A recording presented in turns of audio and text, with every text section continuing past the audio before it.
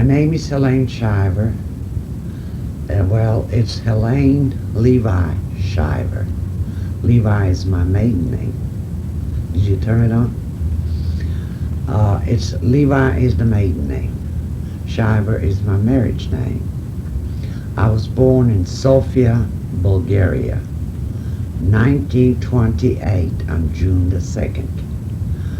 1942, in January, the Germans came to Bulgaria previous year, and they were gathering by night most of the wealthy Jews, prominent Jews, secretly, so the king didn't know. We had a king.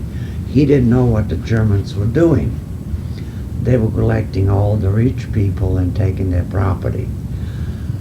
Well, on that day, 1942, in January 6th or the 7th, I don't remember the exact date, and I was off school because it was Greek Orthodox Christmas.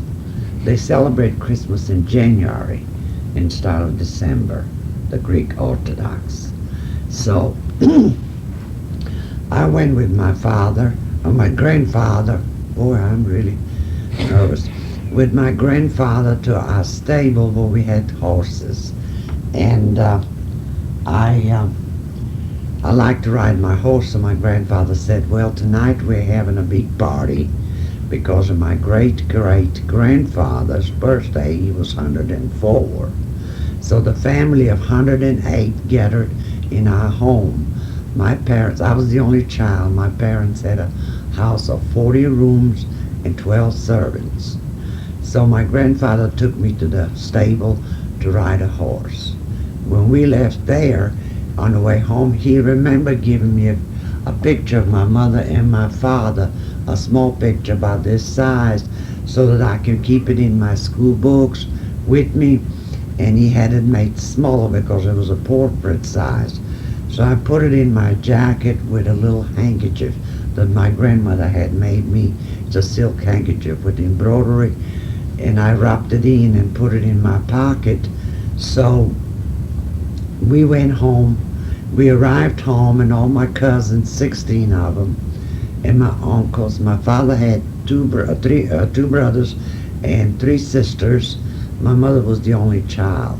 So all my uncles and uncles and aunts and great uncles and great aunts and grandparents and my cousins all were there when I got there.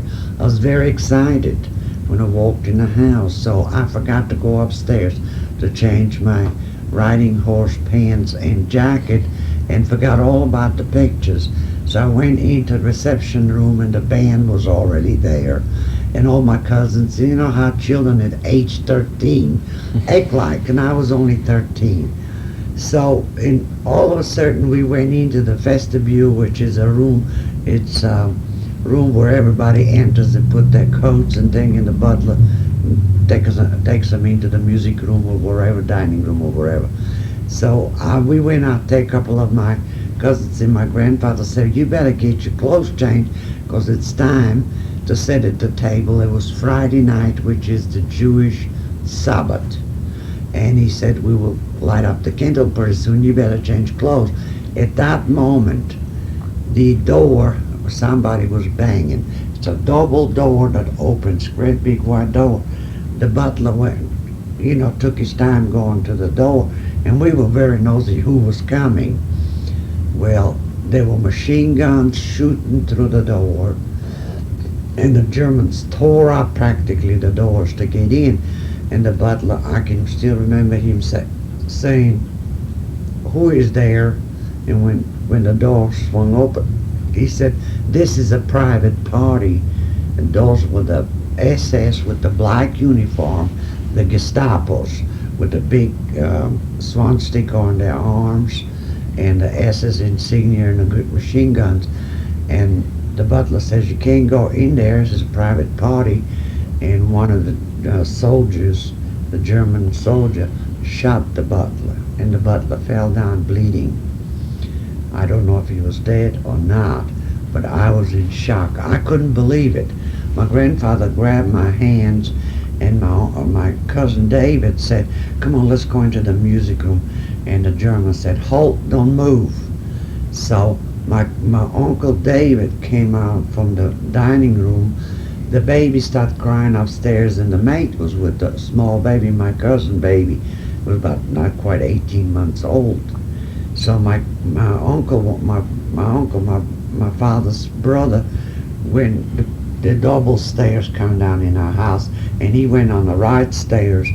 He was halfway up, and the German says, "Halt," and my uncle said, "I've got to get the baby."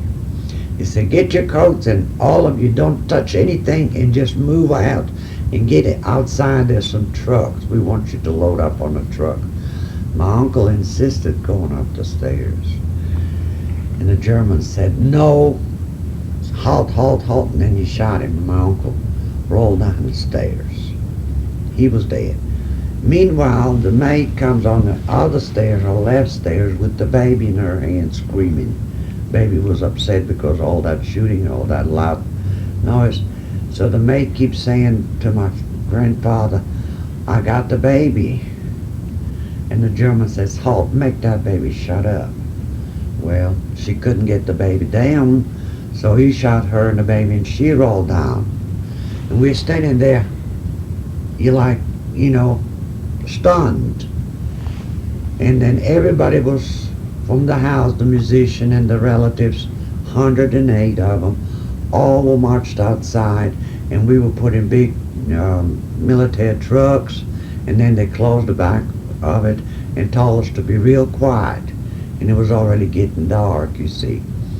They took us to the main train station and parked the truck between two cattle cars and unloaded us and put us in those cattle cars, shoved us in there, as much people they can put in. The whole family came together, and they were all in there. There was trucks before us that came from all neighborhoods that they picked up everybody. See, my grandparents were wealthy, my parents were wealthy. My grandfather, my mother's father, Leon, he owned 2 banks and a factory. My other grandfather, the Levi, he owned Furrier factory and a Furrier stores. My father was an architect, so we were the wealthy, and we all had big homes and a lot of arts and crafts and books and things, you see.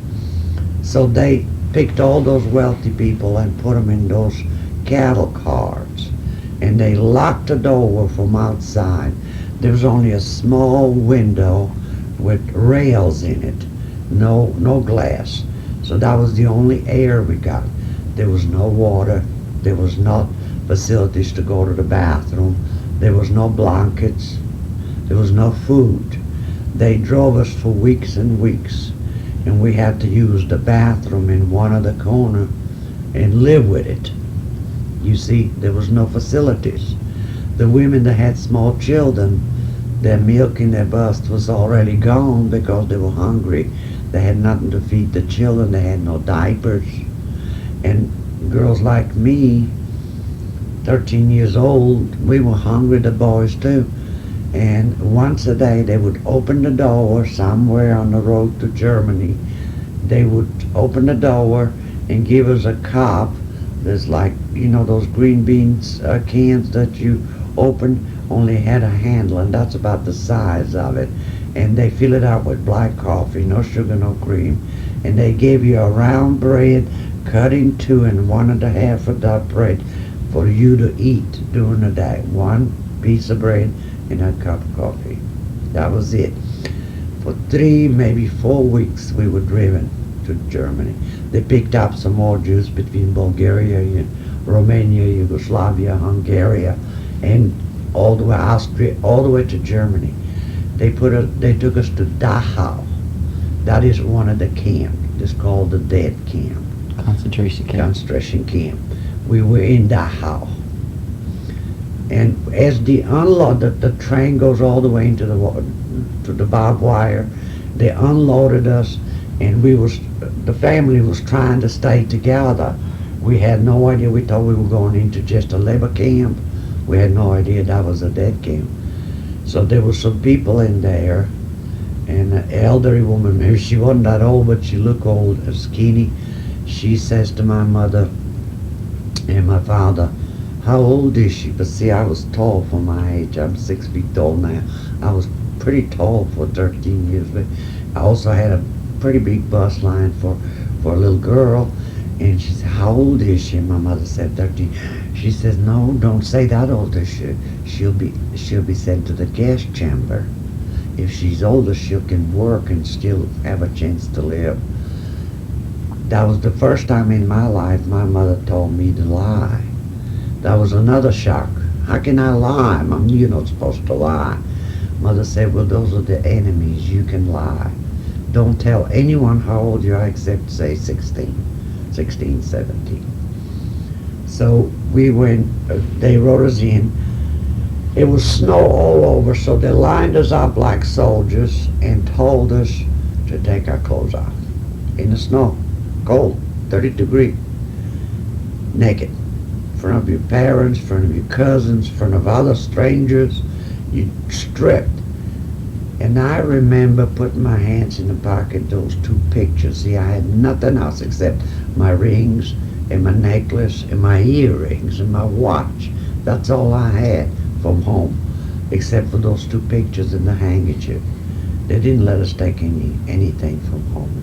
I didn't even have an overcoat because I didn't have a chance to go upstairs. So they told us stripped, so we stripped. And they turned us around in front of men and women and everything in the cold. And they looked us over to see if we were healthy enough for working. And they said, men go this way, women go this way. You go here, you go here. They selected those who in the section, the man was separated from the woman from that moment on. Then they selected the man who would live and who would die. And all my youngest cousins, one by one, were selected in this bundle. I was put over here because they asked me for the age, and I told them 16. I was shaking like a leaf, lying, you know. And that's the last time I saw my cousins, the one that were younger. The boys and the girls were exterminated. And my mother, my grandmother, my aunts, my great aunts, all of them, we were separated. They told us to put our clothes on. Then they took us to another part of the camp. They told us to line up again, and one by one we went into a room. They shaved our heads, took all our hair away. Then they told us again to line up on another line. Then they gave us the numbers. I had mine removed right here, the number. That's how you went by number. Some were here, some were here, some were here. It depended where whoever did it different places, you see, but you were numbered. They're tattooed, you see. So from there, they told us back again to strip and to take everything out. This time your shoes and everything. How am I going to hide my pictures? So while I was stripping up this way, I put my pictures in my boots. Then she told us you can put your shoes back, but all the clothes, pile them over there. And then they gave us a striped uniform and told us to wear that. No underwears for the women or men, only those striped uniforms. How can you survive with just a 110 over striped uniform, no underwears, no nothing? That's what they said, that's what we did. So I put my jacket over there, but I took the handkerchief with the pictures, put them back in my boots, because they ripped off my rings, they ripped off my necklace, and like this, they ripped off my earrings. And I was bleeding. Then they took us in another room. Then they told us one by one to open our mouths, and we did. And since I had anyone that had fillings with silver or platinum or gold, they opened your mouth. They took a rusted plier and just, see, all my teeth up there and the bottom same way. The only teeth I had was my front teeth. That's all I have now. I haven't had a teeth upstairs or downstairs. in my mouth from age 13. They yanked the teeth that had gold or platinum. And I had a lot of platinum. They tore all my teeth and make me bleed without any anesthetic or anything. They just tore them off. I'm just like a zombie, you know. I'm not hurting. I don't think I was there the whole time. In my mind, I was like somebody gave me a sedative, you know. I wasn't normal. It was a shock. So after they took that teeth out, they took us out again. Then they give us those tin can again and about a half of bread and told us to line up again and stand there till they call our numbers. Well, when they call our numbers, they separate us to different barracks. And those who worked were in a different barracks. Those who didn't work at that time stayed in another barracks. And then I seen a lot of them going this way down toward the crematory and the gas showers. I had no idea what was going on at the time. But they were there. We didn't see them again. Well, a lot of my elderly grandmothers and aunts walked away. I never saw them again. My mother happened to be in the same shift I was in to go to work. There was a factory about 2 or 3 miles from the camp, down the road toward the farms. They were making bombs. So they needed people who would work there to lug the steel and things and do that, so they gave us a job. So we worked in there. Some days they would come and call you out, several of us, and would take us to a room where there's a lot of hair, human hair, and they'd tell us to make brushes with that or brooms. And we had to make brooms out of hair, human hair. Sometimes they would call us in a room and they would be skinned, human skin, stretched out and dried out. And you had to make lamp shades for them. Then they cut off hands like from here on, stretch the finger, and then they want you to make bookends from the living hands from a child, a man, a woman. You never knew whose skin it was, one of your relatives or one of your cousins. All the teeth they took out, it's piled up like a great big room full of it. There was 6 million Jews murdered, you know. Then there would be children's shoes in another room. Children's shoes, man's wine. They would have brought with them, they didn't know that they were going to that camp. So those things were piled up there. Then the last room was a jewelry room. Rings and diamonds, where they had their wives' picture in there, the children. Women's purses. And you had to put up with that just about every time they sent you to a detail to work in those rooms because it was very painful. And if you didn't do it, you got beaten up. So you had to do it. Then when we went to the factory, walking those 2-3 miles, during the summer was hot, during the winter was cold, it was rainy, you didn't have any coats or anything. They wouldn't let you keep anything. And one meal a day, coffee and that bread, that was all we got.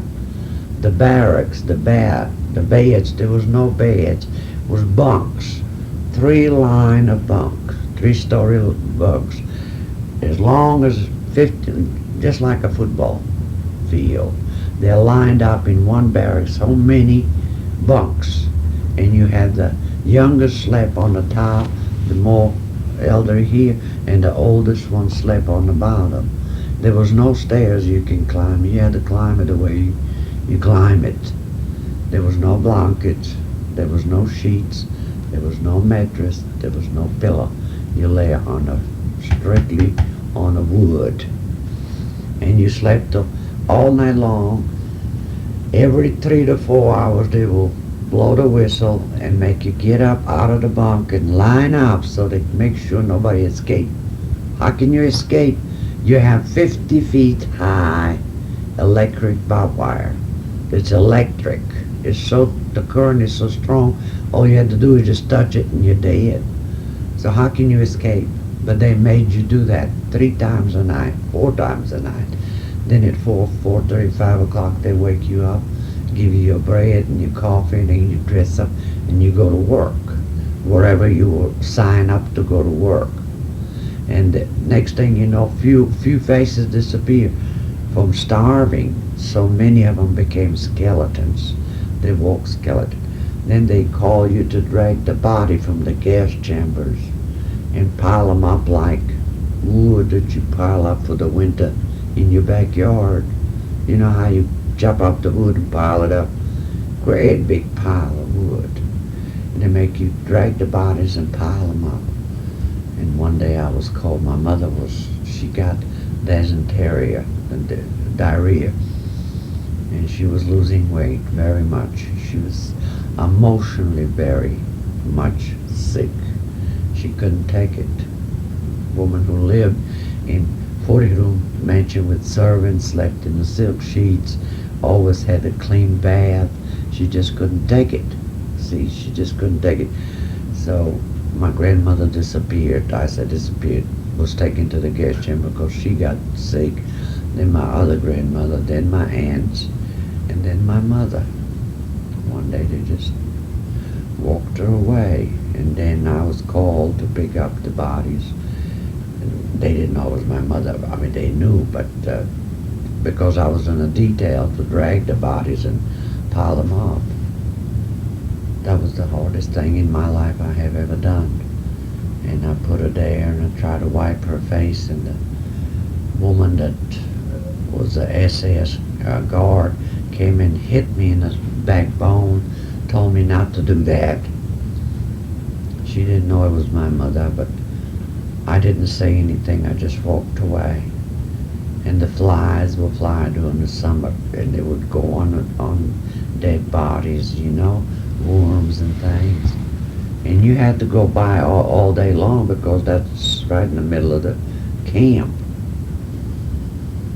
And you look around yourself and you see nothing but living deads. In other words, they were dead, but they were walking skeletons, all bones, no meat.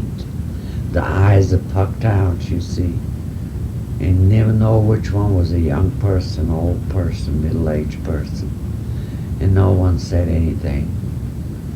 I felt many times angry with God.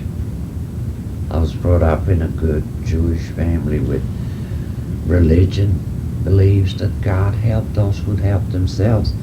But I couldn't understand why God would let something like that happen. Then I knew from prayers as a child that God doesn't let it happen. Man does. Man does those bad things. Starts war, killing people, starving people, you know, driving drunk or robbing old people, beating up people, you know, hate others because they're different than they are. So I would comfort myself by knowing that it wasn't God who was doing this. But why doesn't he interfere? Why doesn't he help us? We're supposed to be the chosen people.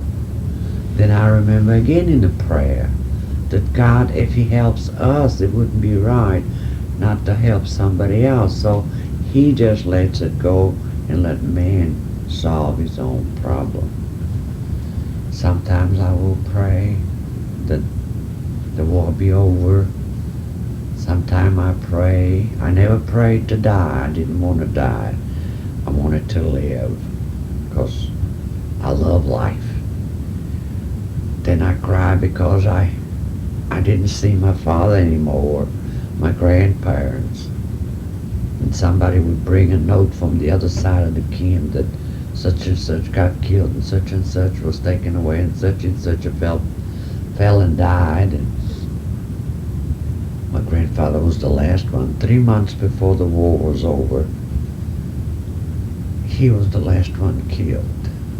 He was only 62. I'm 67 now, so he wasn't an old man. My mother was only 32 when they killed her. My father was 33. And there I was all alone. Many nights I wished the Americans would come, and one day they brought 3 flyers They came bombing the factory we worked in. They came to bomb it, and somebody shot the plane. And the three American airmen that were in the plane parachuted, and they brought them to the camp. And it was such a young man. They had the American flag and the insignia of what company they were in. They tortured them in front of everybody. They took brooms. The broom handle and stuck it in there, racked them, trying to make them to talk what they know about what they were doing, what the Americans are doing. And you felt helpless. You wanted to help and you didn't know what to do. If you help, you get beat up. So they made us stand there and watch. I was only 14 years old at the time. All my life, when I see American flag, I wonder how many people realize what it means to hang your flag in the yard, to look at it and see how much it meant to me when the war was over and they came in. And when I saw those flyers tortured and beaten, and they were doing their job. They didn't start the war. The Germans did. I mean, the Hitler did. The German people were paying a price too, because they got bombed and their husbands got killed at the war, and the children were orphans like we were. And I never forget that. Till this day, I fly my flag every day outside my yard. I sit on the porch and I look at the flag and I remember how much it meant to me. How many boys died to make me free? How many didn't come home at all? And the one that came home without an arm, without a leg, without an eye, those kids were young kids from high school. My husband volunteered when he was in high school. He didn't even go to the prom. He went to the recruiting office and got shipped up to the war.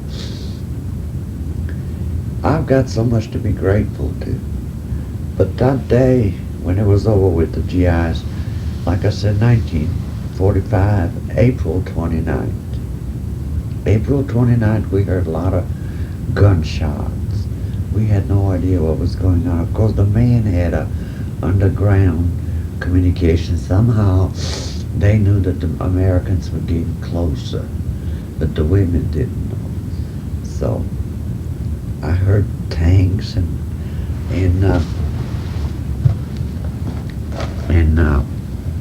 guns, and we were stunned. We didn't know. All we did is pray that the war was over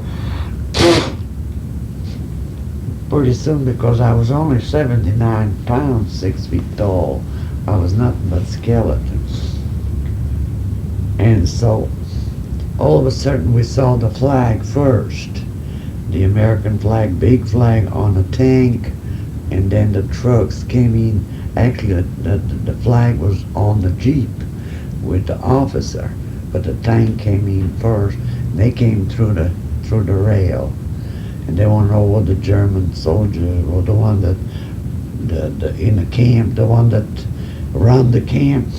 And some of the people didn't understand English, but I spoke 7 languages because I had a governess and she taught me different languages. My grandfather was a representative, what do you call it, ambassador from Bulgaria to the United States in 1923.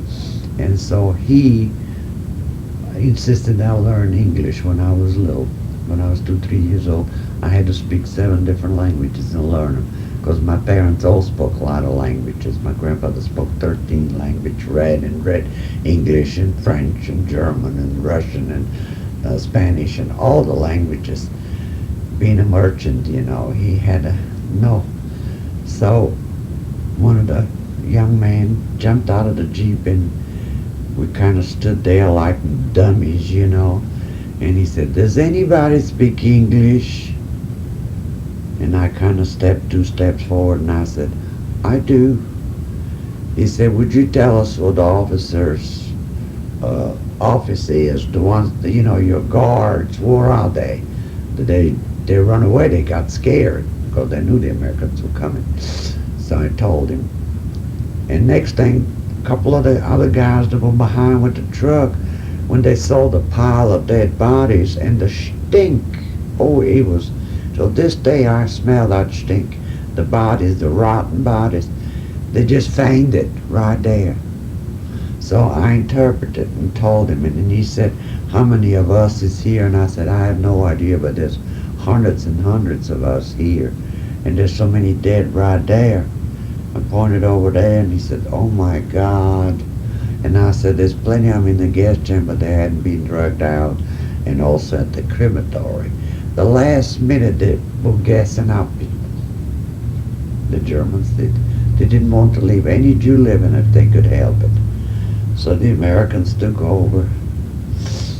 And like I said, I saw that flag, and I knew, to me it was just like, just like seeing the end of war, the end of tragedy and everything. And so one of the officers asked me, he says, what y'all gonna do now? Aren't you happy you're free? And I said, yes sir, but what now? Where are we gonna go? Bulgaria, where I was born, was under Russian occupation. I had no family. Everybody was killed but me, out of 108. I'm the only survivor. I have no country. I have no home. I have 8th grade education. I have no training to do anything. Where am I supposed to go? And I'm only 79 pounds. What am I going to do? How am I going to make it? And he assured us that they will take care of us. Just to stay put, and they'll take care of us. So then the Red Cross came in, and the Salvation Army came in and brought some clothes and things, a couple of days later. And then we were put in barracks, portable barracks like hospitals. They put intravenous in our blood, the feeders, to get us started. Told us not to eat anything rough like candy or nuts or something, because it will be too heavy for digestion. I was in that place for about a month or so. I began to put on weight. And I had all the thanks to thank the American soldiers, because they treated us with utmost respect. See, in the camp they call us dirty Jews. They said that we were worse than a sewer rat. That was the expression. Move, sewer rat. Oh, you're worse than sewer rat. They took our dignity. They took our self-respect. They took our pride. And they took most of it, life of those people. And like I said,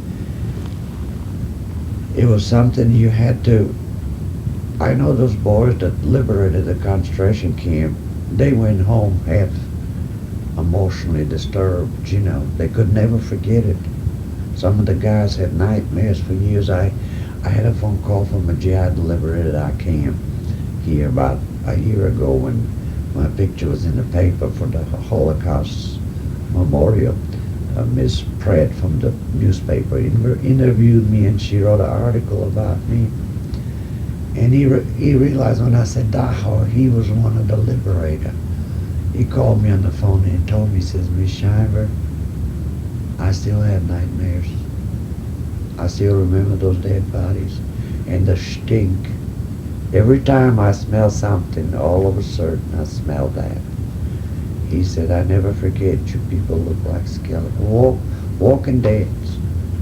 He says, the girls look like boys because they had no hair. They were skinny and everything. And he said, I never forget that. He said, I came home after the war and I told my father, he couldn't believe it. Nobody believed me. See, those, what they call those skinheads today, want to convince the world that it never happened. Well, it did happen. I was there 4 years. My youth was stolen from me. My life was taken from me. My parents, my home, my school friends, my teacher, I had no chance to finish high school. I had no chance to go to college. My mother was college graduate, my father, my grandparents. I didn't have a chance to even finish the ninth grade. Nobody cared if I lived or died. I was a world orphaned. No one cared. But when the war was over, and when the Americans moved from Dachau into Austria, which is across the border only 80 miles, I went with them because I can work in the mess hall and wash dishes and clean floors and serve meals, and then maybe I can survive. Those guys gave me a job, but I had to stay in a displaced camp. It wasn't as bad as the one we stayed in concentration camp, but it was still a displaced camp. It was not home. I had no relatives. A lot of us who survived, Jews, had to stick around the Americans because after the war was over, a lot of Germans and Austrians, when they found out you're Jewish, they cut your throat in an alley. They didn't want you to live. They said they're not Nazi, but they are. And you had to stay in the camp close to the army base where you didn't have to go through the town. So I got a job and I went to work there. And I met my husband in the army. He was one of the GIs that fought the Germans and liberated, the cities and camps and things. And he thought I was cute because I didn't have any hair or anything. I was so skinny. But he thought I was cute. And we got to talking and so on. And then he went home when he got discharged. And he went to the Florida State University, Tallahassee, and he went to the university for 3 years, and then he come back, and we got married in 1948. 1945, 29th of April, we were liberated.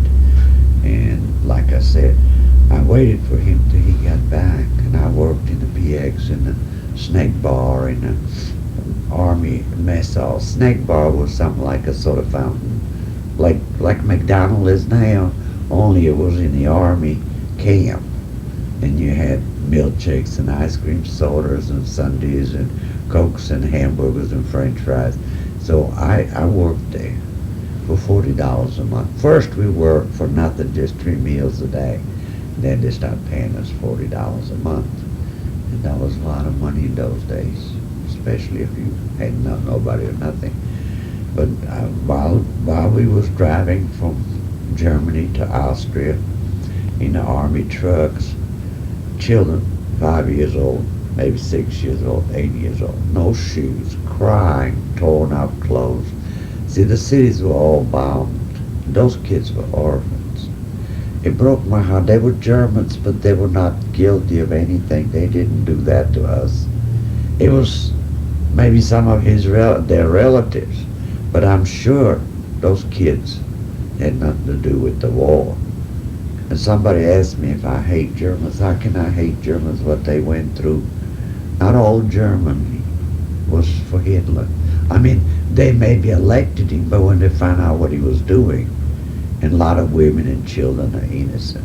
You can't hate a whole nation because of a handful of, fanatics.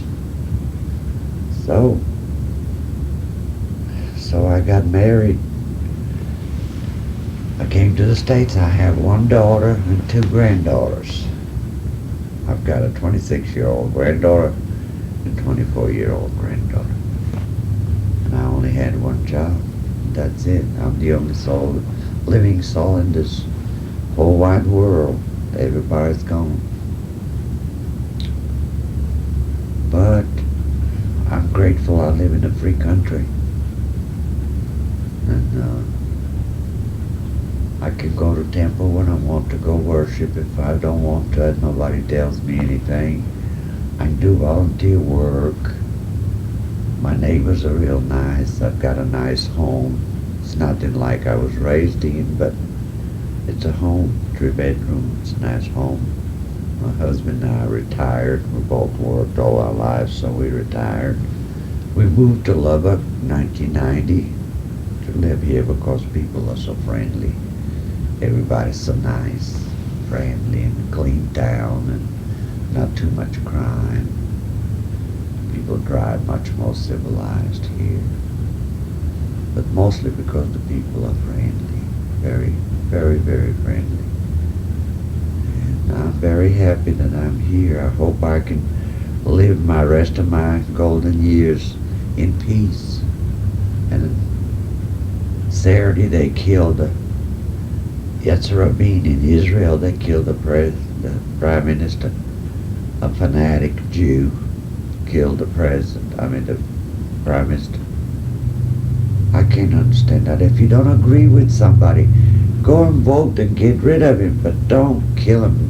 You have no right to take his life. It's terrible. All the man did is try to make peace with the Arabs. It's about time we reached and say, come on, we've been fighting for 3,000 years. Let's make peace. Let's let our children live in peace. I don't know what makes people hate people. You may not like somebody, but you don't have to hate him just because they're a little different than you are. Maybe has dark hair or brown eyes or black skin or Chinese eyes or speaks with an accent or he's Jewish or Protestant or whatever. We all humans. We all, if you cut me and cut you, we both bleed, we both hurt. Right? And I think just because we're different in outside, we all have same needs. We all need food, air, water to survive, and kindness. You call it love, I call it kindness, compassion. I mean, you know, you can say, I love my car. No, kindness is different from love. Kindness is more than love. You're kind and gentle and compassionate and generous to someone. That's the greatest love you can give someone. A stranger. You be kind to it. Like the Torah, which is our Bible, the scroll teaches that when Abraham lived in a tent and the strangers would come by in the desert when he was living, he would come outside with a cold milk or glass of water, and he said, stop and relax and wash your feet off and have a drink. And yeah, I know you're tired. Are strangers. Why did he do that? Because he had kind, compassionate heart. He didn't know the stranger. He couldn't love him, but he could be kind and compassionate and caring. That's how come God says, I will make covenant with you. Because you're kind and caring. God teaches us to be kind and care to one another, not to do the things that hurts us to somebody else. But we all claim to be religious. We all fight. Do you know religion had cost just about every war because of religious difference and because of beliefs? People kill each other. And yet we all claim to love God. And look at the wars we went through. Bosnia, for instance. They're fighting each other because one is Muslim, one is Christian. Don't they all come from the same place? How can I hate you when I know you're human? Maybe because you go to church and I go to temple. Big deal. Maybe you vote Republican, I vote Democrat, or the other way around. Why? We may disagree. You may say my religion's good enough for me, and I'll say mine is good enough for me. Let's be friends. You know what I mean? That's very private. Like a marriage is for two people to be in their room by themselves, not to expose themselves to everybody. Politics is something you want to vote, and nobody should know what you do, not even your husband. You vote to your own decision because God gave us choice.